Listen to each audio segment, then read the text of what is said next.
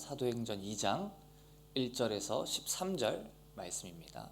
오순절 날이 이미 이르매 그들이 다 같이 한 곳에 모였더니 호련히 하늘로부터 급하고 강한 바람 같은 소리가 있어 그들이 앉은 온 집에 가득하며 마치 불의 혀처럼 갈라지는 것들이 그들에게 보여 각 사람 위에 하나씩 임하여 있더니 그들이 다 성령의 충만함을 받고 성령이 말하게 하심을 따라 다른 언어들로 말하기를 시작하니라. 그때 경건한 유대인들이 천하 각국으로부터 와서 예루살렘에 머물러 있더니 이 소리가 나매 큰 무리가 모여 각각 자기의 방언으로 제자들이 말하는 것을 듣고 소동하여 다 놀라 신기하게 여겨 이르되 보라, 이 말하는 사람들이 다 갈릴리 사람 아니냐? 우리가 각 사람이 나는 곳 방언으로 듣게 되는 것이 어찌 됨이냐? 우리는 바데인과 메데인과 엘람인과 또 메소보다미아, 유대와 갑바도기아, 본도와 아시아, 부르기아와 밤빌리아, 애굽과 및 구레네에 가까운 리비아 여러 지방에 사는 사람들과 로마로부터 온 나그네 곧 유대인과 유대교에 들어온 사람들과 그레데인과 아라비아인들이라. 우리가 다 우리의 각 언어로 하나님의 큰 일을 말함을 듣는도다 하고 다 놀라며 당황하여 서로 이르되 이 어찌 된 일이냐 하며 또 어떤 이들은 조롱하여 이르되 그들이 새 술에 취하였다 하더라. 아멘. 오늘 사도행전 2장 1절부터 13절 말씀을 가지고 오순절, 그 성령 충만한 교회라는 제목으로 함께 은혜를 나눠보도록 하겠습니다.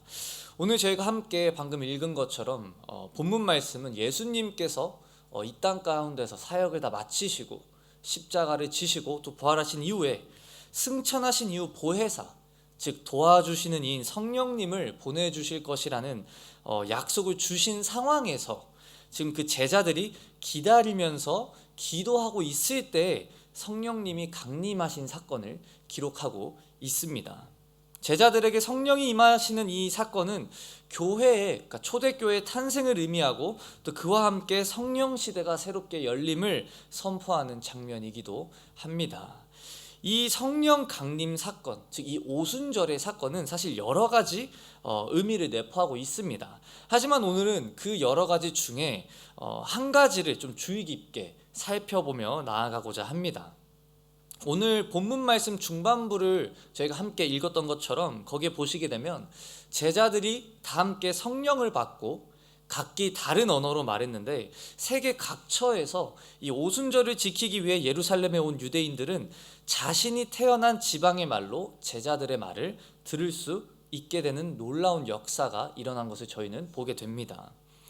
이것은 장차 모든 지역에서 모든 사람이 언어의 장벽을 뛰어넘어서 진리가 되시고 이 어둠 가운데 유일한 빛이 되시는 그 하나님의 구속사, 즉 예수 그리스도를 통해 하나님이 이루신 그 구원과 이 복음이 교회를 통해 그리고 교회를 넘어 온 열방 가운데 퍼져나가야 함을 깨닫게 해주시는 말씀이기도 합니다. 그래서 함께 본문 말씀을 통해 하나님께서는 지금 우리를 어떻게 그럼 교회로 부르시고 또 성령님을 부어주셔서 세우시는지, 그리고 교회로 세움받은 우리들은 어떻게 성령 충만한 삶을 살아가야 되는지를 함께 보고자 합니다. 1절에 보시게 되면 오순절이라는 단어가 등장합니다.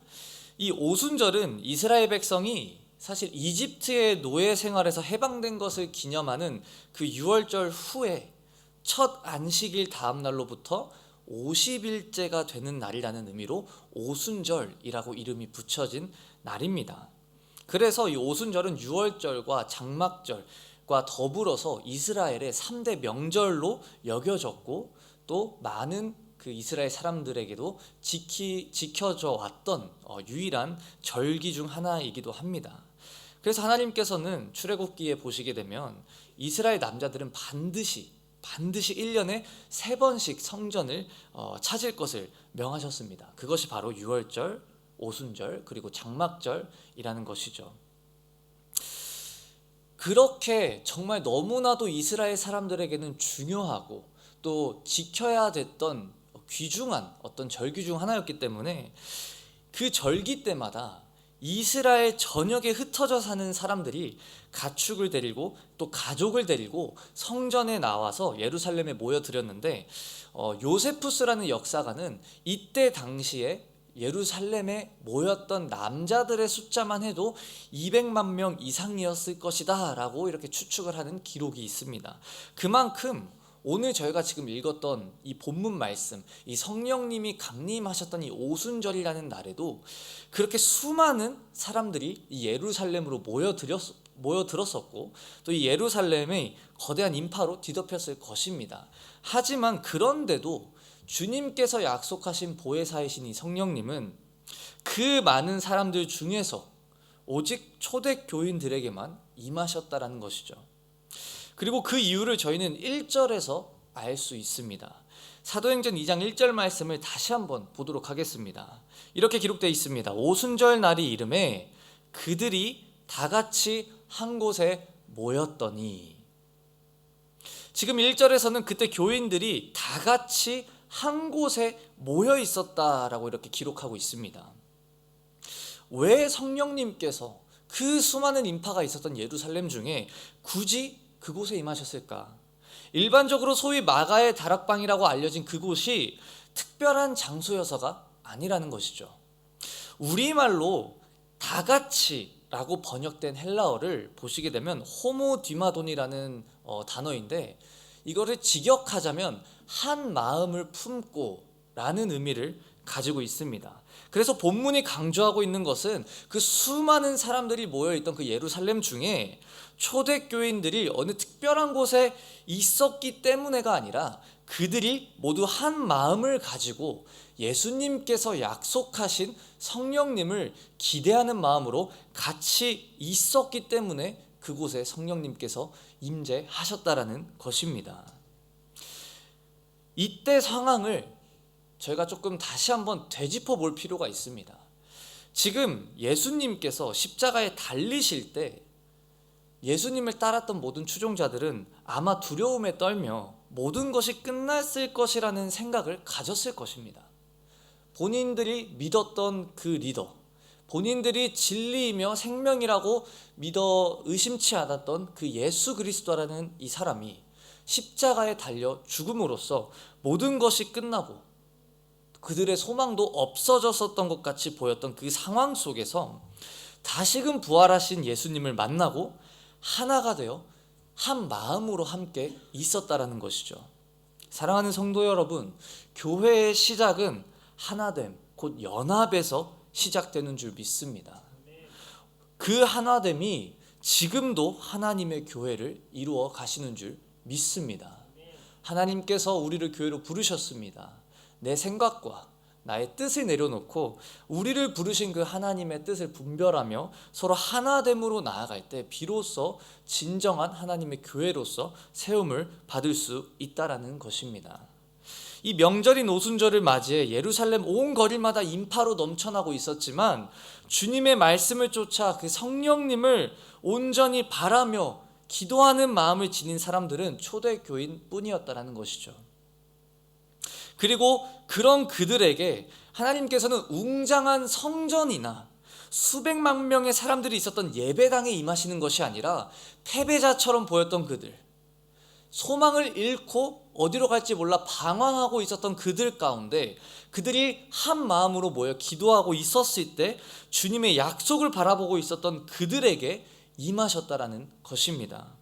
낮은 곳에서 오직 주님만 바라며 주님의 말씀만을 쫓는 낮은 마음의 소유자가 될 때 성령님께서 비로소 임하시게 되는 줄 믿습니다.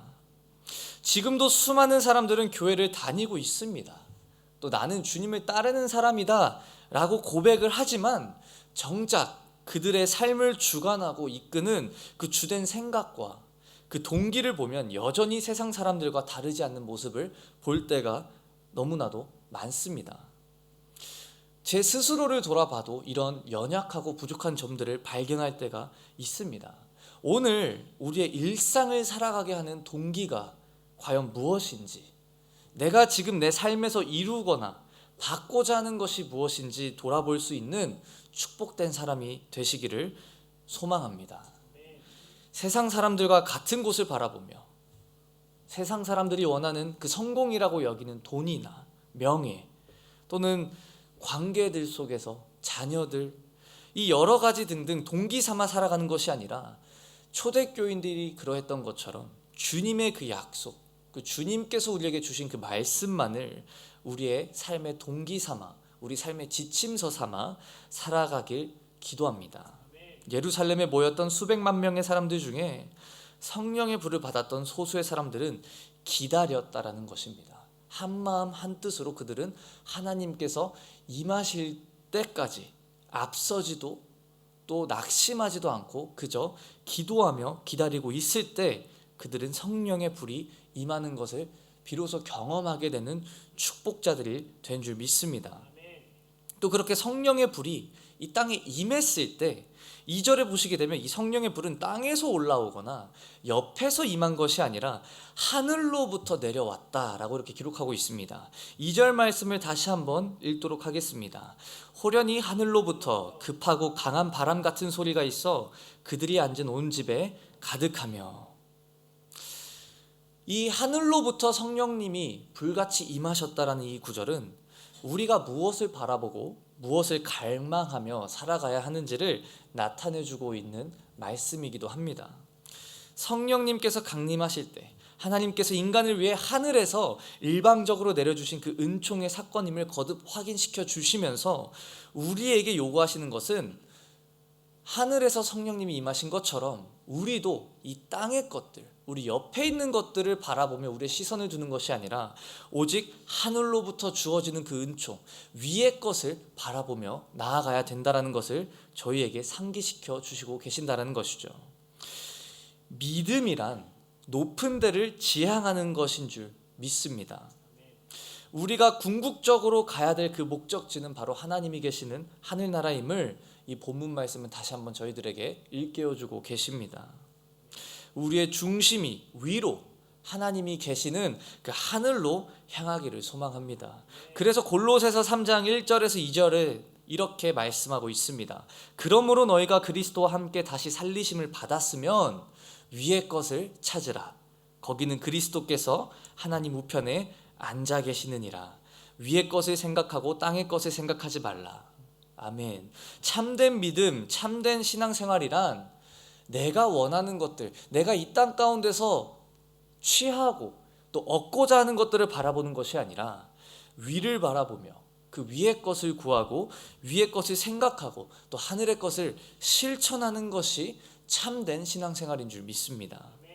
위를 향하지 않고 이 땅의 것을 바라보며 나아가는 삶을 이 시간 그 말씀 앞에서 겸손히 내려놓길 소망합니다.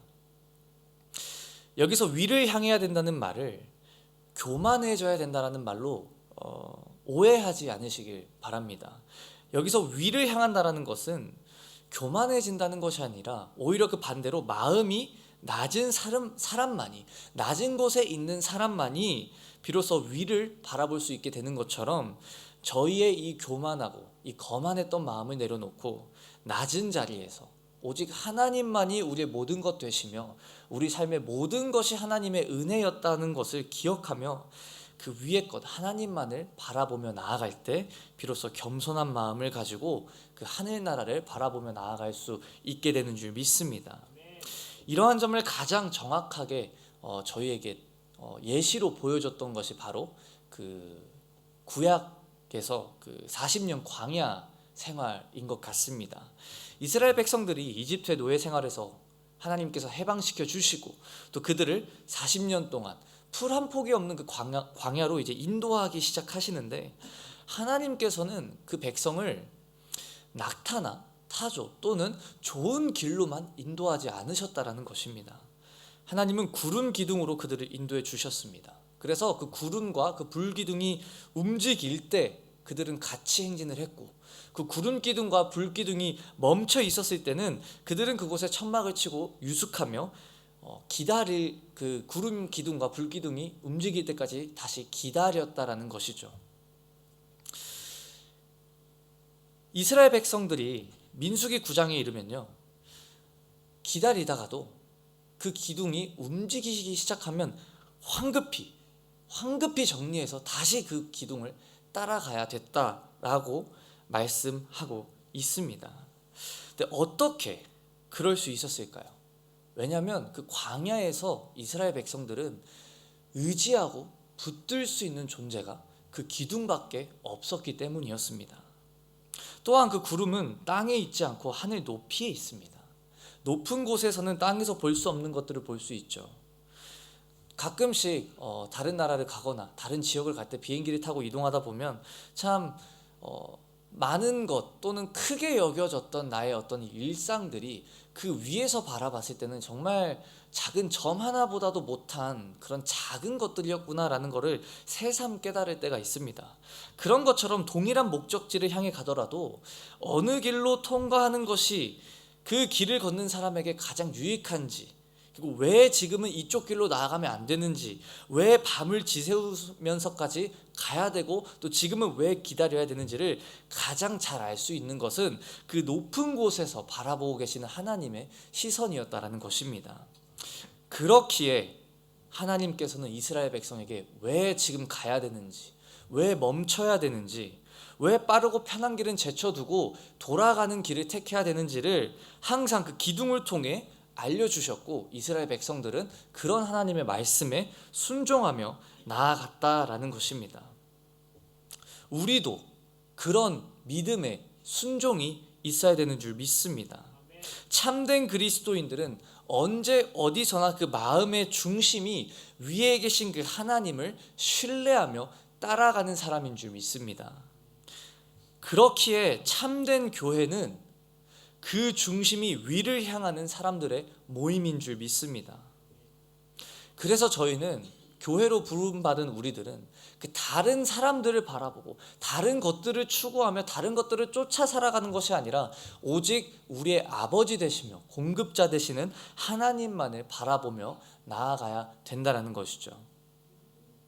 하지만 너무나도 종종 저희가 신앙생활 하다 보면 그 하나님의 자리에 우리 스스로를 놓을 때도 있고, 또는 다른 타인을 그 자리에 놔서 하나님과 같이 저희가 생각할 때가 너무나도 많은 것 같습니다.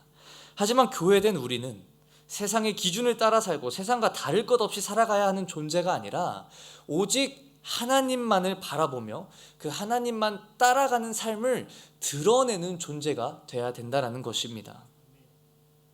위를 바라보며 나아갔을 때, 그 하나님을 바라보며 나아갔을 때 성령님께서 임하셨습니다. 그리고 오순절날 임하셨던 그 성령님은 지금도 동일하게 역사하고 계신 줄 믿습니다. 지금도 이 땅 가운데 우리 마음 가운데 운행하시며 마음껏 축복하시고자 운행하고 계신 줄 믿습니다. 그런 하나님을 바라보며 위를 향하여 나아가는 주님의 백성들 되시기를 축복합니다. 그러면서 4절부터 7절에 보시게 되면 그렇게 위를 바라보며 성령을 받아 성령 충만한 삶이 어떠한 것인지를 말씀해 주고 계십니다. 4절부터 7절 말씀에 이렇게 기록되어 있습니다. 그들이 다 성령의 충만함을 받고 성령이 말하게 하심을 따라 다른 언어들로 말하기를 시작하니라. 그때 경건한 유대인들이 천하 각국으로부터 와서 예루살렘에 머물러 있더니 이 소리가 나매 큰 무리가 모여 각각 자기의 방언으로 제자들이 말하는 것을 듣고 소동하여 다 놀라 신기하게 여겨 이르되 보라, 이 말하는 사람들이 다 갈릴리 사람이 아니냐. 여기서 말하는 것처럼 교회는 단순한 동아리 같은 모임이 아니라 성령 세례를 받은, 성령 충만함을 받은 사람들의 공동체라는 것이죠. 성령이 왔을 때 막힌 담이 무너지는 역사를 저희는 바라보게 됩니다. 사람들을 나누는 여러 가지 요소가 있습니다. 사회생활을 하다 보면 우리의 직책 또는 우리가 맡고 있는 역할들이 그 사람들을 그룹으로 분류할 때도 있고요. 또는 우리의 성향, 요즘 또 MBTI 같은 성격 테스트가 많이 유행을 했었는데 그런 걸로 또 사람들은 자기와 맞는 사람들과 함께 어울리며 그렇게 분류를 하기도 합니다. 하지만 그 중에 제일 크게 작용하는 것이 바로 언어인 것 같습니다. 호주에 와서 또 이렇게 이민 오셔서 여기서 살아가시는데 느끼시는 것처럼 언어만큼 사람들을 나누고 그 언어만큼 사람들을 이렇게 각자 다른 문화를 가지게 하는데 큰 요소가 없는 것 같습니다. 하지만 저희가 오순절 이 본문 말씀을 통해 봤을 때 성령님이 임하셨을 때 우리가 생각하기에 가장 큰 장애물이 될 수 있고 가장 크게 여겨졌던 그 언어의 장벽이 무너지는 것을 저희는 볼 수 있습니다.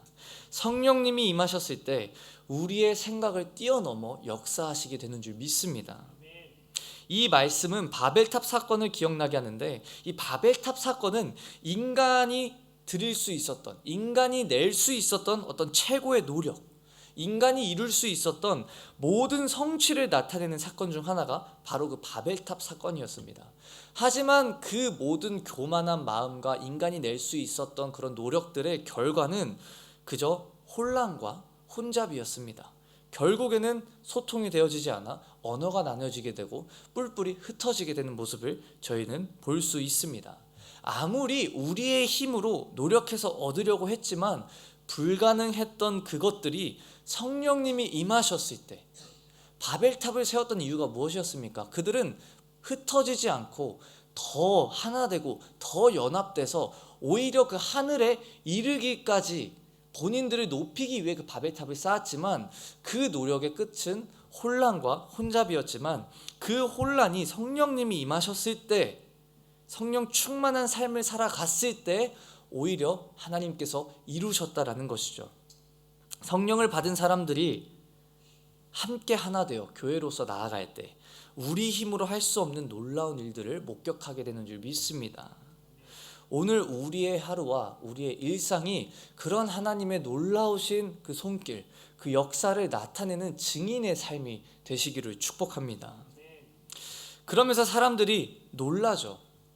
우리가 이런저런 곳에서 왔는데 어떻게 우리가 우리의 언어로 이 얘기를 지금 듣고 있냐. 그러면서 지금 15가지나 되는 언어들과 민족들을 이렇게 지금 5절부터 7절까지 소개하고 있습니다.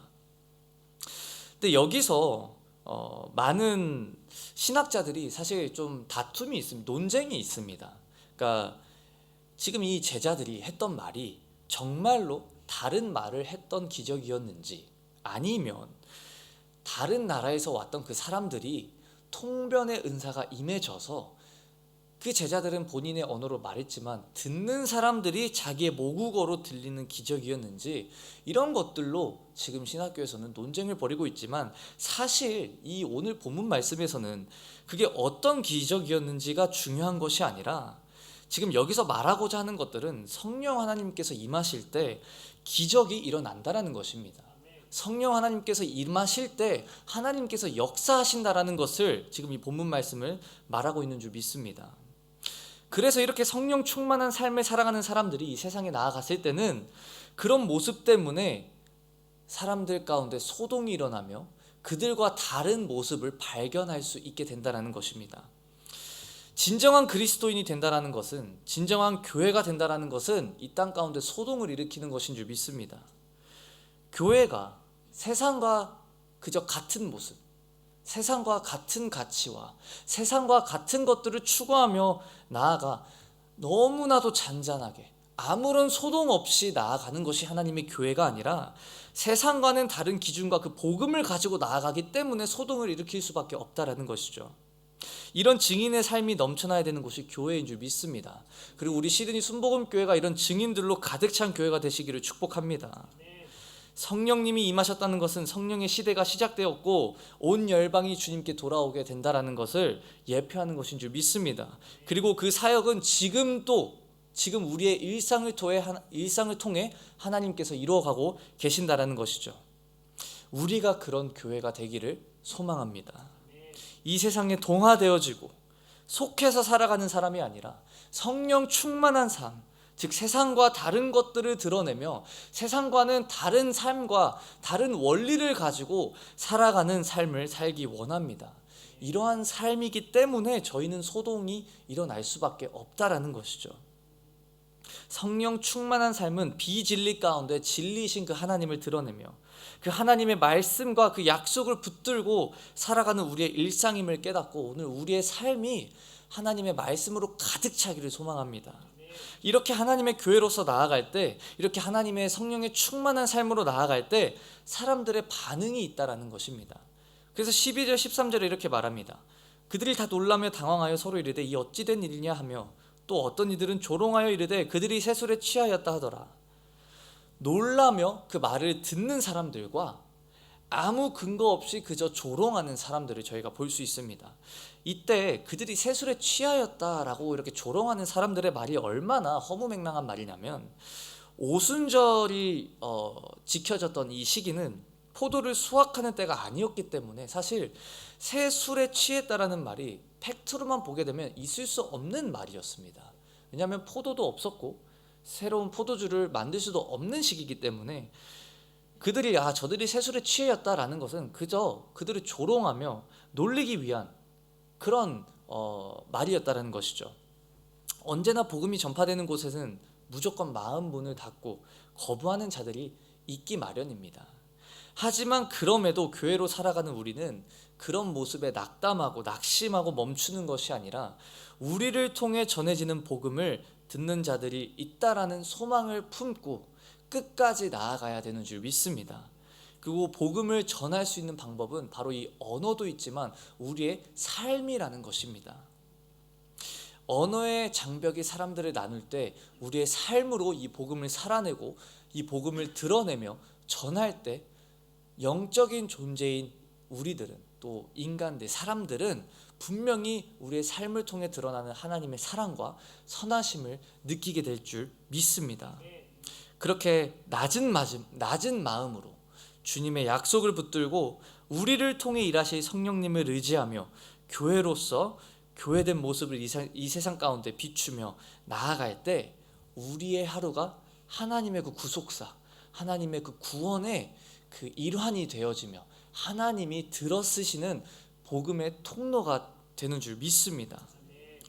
이 좁은 공간에 저희가 갇히지 않고 그 수백만 명, 그 수많은 사람들이 있었던 곳에서 오직 하나님을 한마음으로 바라며 기다렸던 자들에게 성령이 임하셨던 것처럼 인양전양 살아가는 삶에 안주하는 것이 아니라 날마다 나를 통해 일하실 그 하나님을 바라며 기대하는 마음으로 세상과는 다르게 세상의 소망이 되는, 꿈이 되는 교회로 세워져 나가시기를 주님의 이름으로 축복드립니다.